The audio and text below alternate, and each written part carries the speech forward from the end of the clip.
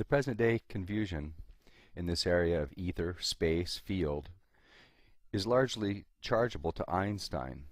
Before his day, the accepted world picture included an ether located in and coextensive with space. It is commonly contended that Einstein's system eliminated the ether and accounts for gravitation as a product of the geometry of space. But in reality, what he did was to eliminate the name ether and the concept space. The entity to which he applies the name space is the same one that was previously called the ether. His space has all the properties that were formerly assigned to the ether concept, properties that are altogether different from those of the previous concept of space, and likewise totally unlike the properties which we are able to recognize in space where we are in a position to observe it. The difficulty of distinguishing between the concepts of space, field, and ether is a result of the fact that as currently employed, all three terms refer to the same thing: the hypothetical universal medium. The significant properties that are attributed to these entities, the properties that are actually needed for the performance of their assumed physical functions, are the same in all cases. The only difference between them are in connotations of the language employed that are carried over from the sources from which that language was derived, but have no meaning in the terms of reference of current theory. The word field, for instance, calls up a considerably different conceptual image than the word space.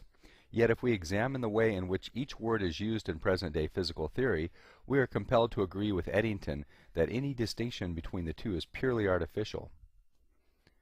The ether of the general theory of relativity is a medium which is itself devoid of all mechanical and kinematical qualities, but helps to determine mechanical and electromagnetic events. Elsewhere we find the significant admission, "We shall say our space has the physical property of transmitting waves, and so omit the use of a word ether we have decided to avoid." Einstein admits that it is only the name ether that has been discarded and that the functions of the ether have been transferred to space, thus making space a medium. The fact that he specifically uses the word medium is particularly significant. Space has become the connecting medium between the objects. There is no empty space, Einstein asserts. That is, there is no space without a field. Thus, a totally new concept of space has been introduced. That's a reading from Beyond Newton, Part 4. Einstein changed the name of this concept of an ether to a field or space, which implies that he believed in some kind of an ether because of his erroneous conclusions that heavenly bodies warp the space around them with inward pulling gravity. If space is an absolute vacuum according to academia, then how can it be warped? There has to be some sort of medium which can be warped to satisfy the lunacy of this academic idea, according to their own model.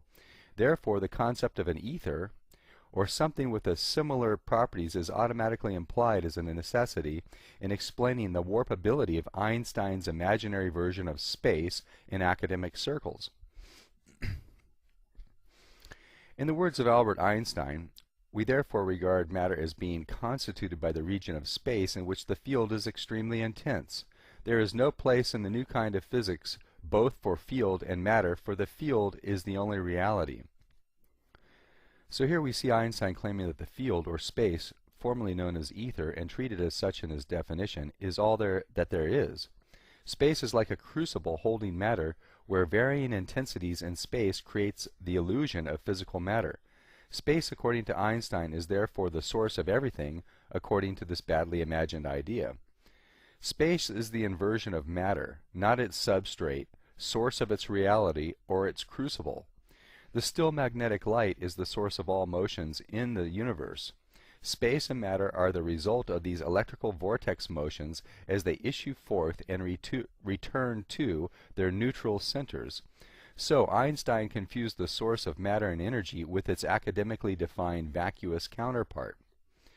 The concept of an ether was used as a conceptual crutch by Tesla, Schauberger, Keely, Kraft, Moret, and many other luminaries to visualize wave motions in space, so that they could design their various versions of over-unity machines.